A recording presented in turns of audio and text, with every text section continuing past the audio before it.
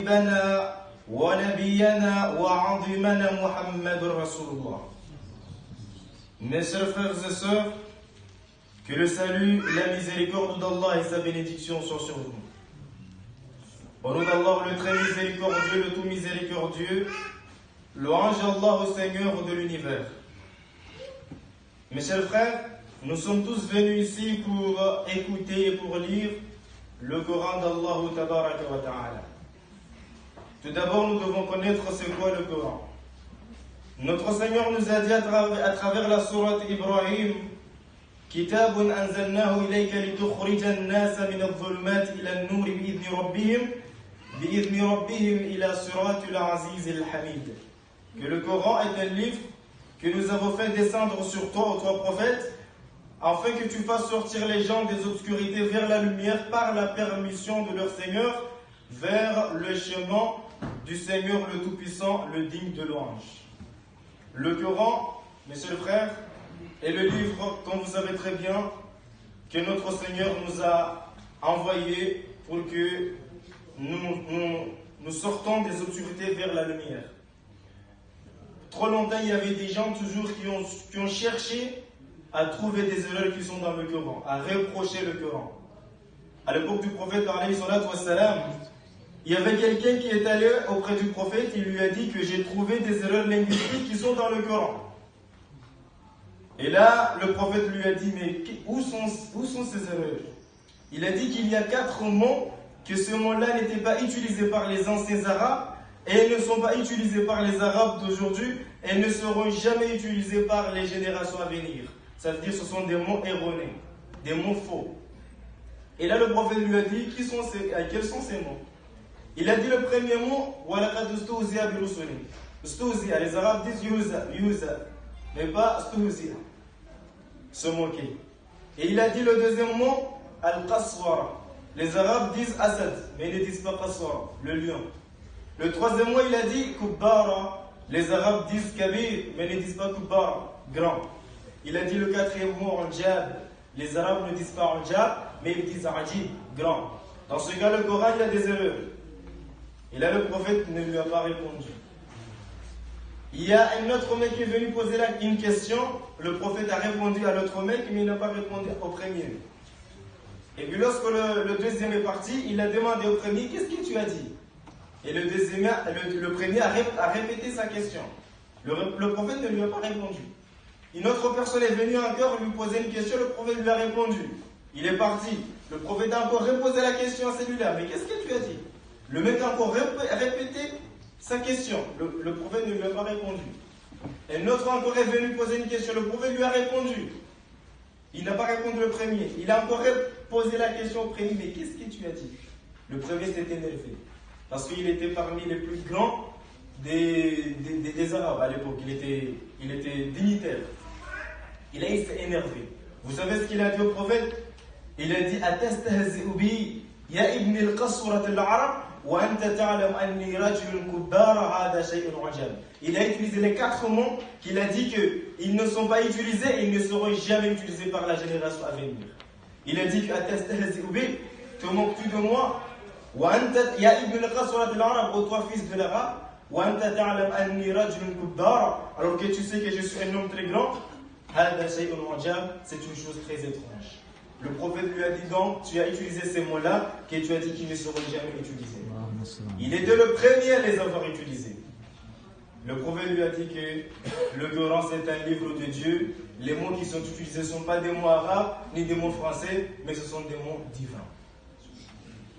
Notre Seigneur, le Coran, mes chers frères, est un livre qu'on ne va jamais trouver des erreurs. Et bien sûr, c'est le Coran que nous allons lire aujourd'hui. Pour vous dire une petite histoire, il y avait un savant qui était au Brésil. Il faisait la prêche. Et puis il a dit il n'y a aucune chose qui n'est pas évoquée dans le Coran. Le Coran a tout parlé, a tout dit. Et puis il y avait un Brésilien, il a dit que le Coran a dit toutes choses. Même mon nom, il est cité dans le Coran. Moi, je suis cité dans le Coran. Le savant a dit, bon, tu es cité dans le Coran. Et vous savez que les Brésiliens, les noms ne sont pas facilement repérables dans le Coran.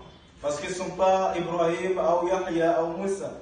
Mais ce sont des Ronald, des Ronaldinho. Mais comment on va trouver Ronald dans le Coran? Mais le savant a dit oui, c'est évoqué dans le Coran. Le président a dit oh, ok, dis-moi. Le savant lui a dit que Dieu t'a évoqué dans la sourate al-Jumu'ah. Non, attends, il lui a dit mais comment tu t'appelles? Il a dit je m'appelle Coca. Vous savez, les présidents, il y a des coquets, des coca, des caca, des noms comme ça. Et là, il a dit je m'appelle Coca. Ah, c'est pas facile, Coca dans le Coran, comment on va trouver ça? Mais le savant lui a dit oui, c'est évoqué dans le Coran. Il a dit que ton nom est évoqué dans le Coran à travers la sourate al-Jumu'ah. Dieu il a dit وَإِذَا رَأَوْا تِجَارَةً أَوْ لَهْوًا انفَضُّوا إِلَيْهَا وَتَرَكُوكَ. C'est évoqué. Dans ce cas, le Coran a évoqué toutes choses. Il y avait une autre personne, lorsqu'il a entendu ce verset que toute chose a été évoquée dans le Coran, il a dit et la fabrication du pain. Allez, comment on fabrique le pain? Est-ce que Dieu a expliqué dans le Coran comment on fabrique le pain? Mais le pain est évoqué dans le Coran. Mais c'est le pain seulement qui est évoqué. Mais la façon dont on la fabrique, c'est ce que lui veut. Est-ce que le Coran a expliqué comment on fabrique le pain? Le savant a dit oui, c'est évoqué. Et il a dit non, explique-moi. Il a amené ce gars-là jusqu'à la boulangerie. Il a demandé au boulanger, il lui a dit explique-moi comment on fabrique le pain. Le boulanger l'a expliqué. Et le savant a commencé à expliquer le mec qui a posé la question. Et le mec qui a posé la question a dit que mais ce n'est pas le Coran qui a expliqué ça. C'est le boulanger qui a dit ça. Et le savant a dit que non, c'est Dieu qui a dit ça. Parce que Dieu a dit demandez à ceux qui savent si vous ne savez pas. Et moi je ne sais pas comment fabriquer le pain. J'ai demandé à celui qui sait, il m'a dit. C'est le Coran qui a dit ça. Dans ce cas, le Coran a tout dit, mais il faut chercher comment le Coran a expliqué toutes choses. Vous savez très bien qu'il y a un verset que lorsque je regarde, je vois la grandeur d'Allah. C'est quoi? C'est que Dieu a posé une question aux mécréants, les mécréants ils ont répondu. Quelle est donc cette question? Dieu a dit Alam yara alladhina kafaru anna as-samawati wal arda kanata ratqa fataknahuma. Il a dit que est-ce que les mécréants ne voient pas que les cieux et la terre étaient ensemble, constituaient une seule entité et que nous les avons dissociés? Était comment? Pourquoi il n'a pas dit les croyants? Il s'avère que les premiers scientifiques qui ont émis l'hypothèse sur laquelle les cieux et la terre ils étaient ensemble, et suite au Big Bang, ils se sont dissociés, ce sont les scientifiques mécréants. Ce sont eux qui ont vu en premier que les cieux et la terre étaient ensemble. C'est pour cela qu'ils disent Alam yara alladhina kafaru. Est-ce que les mécréants nous voient? Ne voient-ils pas ça? Ils ont dit oui, on voit. Ils ont répondu la question. Ce sont les mécréants qui ont vu ça en premier. Le Coran, mes chers frères, c'est quelque chose qui. Bon, c'est le Coran, la parole d'Allah. Pour vous dire encore un autre miracle scientifique, il y avait un médecin qui a découvert que les douleurs se trouvent au niveau de la peau. Le nerf sensitif se trouve au niveau de la peau. Là où la peau n'est pas, on ne ressent pas la douleur. Par exemple, au niveau des cheveux ou dans les ongles. Alors là, il a voulu diffuser ça pour montrer à tout le monde qu'il a fait une très grande découverte. Mais un savant musulman lui a dit que mais Dieu a déjà dit ça depuis très longtemps. Qu'est-ce que Dieu a dit dans le Coran? Il a dit qu'à chaque fois que leur peau, en parlant des gens de l'enfer, seront épuisés, nous allons renouveler leur peau afin qu'ils goûtent au supplice de l'enfer. C'est qui montre que c'est la peau qui sent la douleur. Déjà, Dieu a déjà parlé de ça depuis des millénaires. C'est que le Coran a déjà dit, il y avait encore des gens qui ont demandé aux compagnons, ils ont dit que est-ce que votre prophète, il était un pécheur? Un pécheur, quelqu'un qui pécha. Ils ont dit non. Mais comment il a su que dans la mer, il y a une mer douce et une mer salée? Comment peut-il savoir ça si ce n'est pas Dieu qui a révélé ça?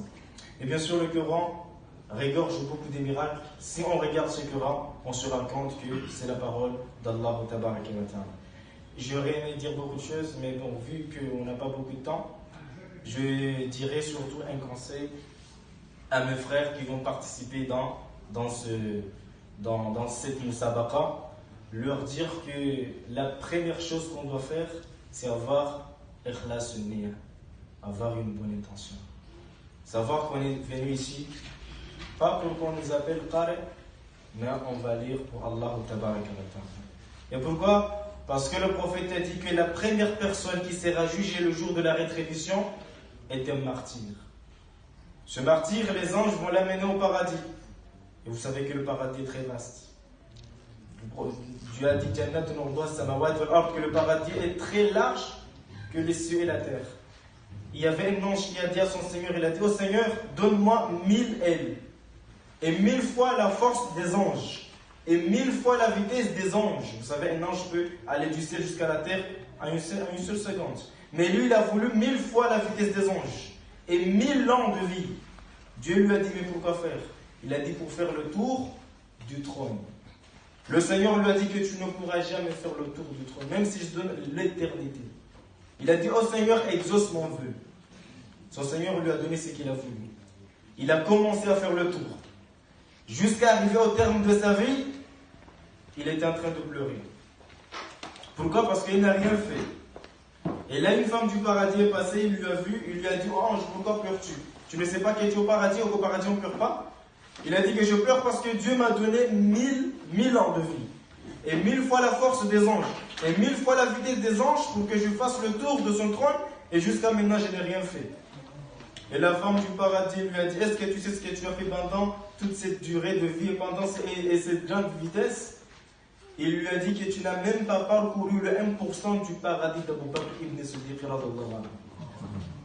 Cette grande vitesse et cette durée, il n'a même pas parcouru une part parmi la plus grande part de Abu Bakr ibn Siddiq.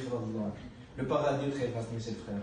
Et là, lorsque le martyr verra ce grand paradis, les anges même vont s'étonner. Ils vont lui dire: mais qu'est-ce que tu as fait pour mériter un tel paradis? Il va dire que je me suis fait tuer pour que la parole d'Allah soit élevée.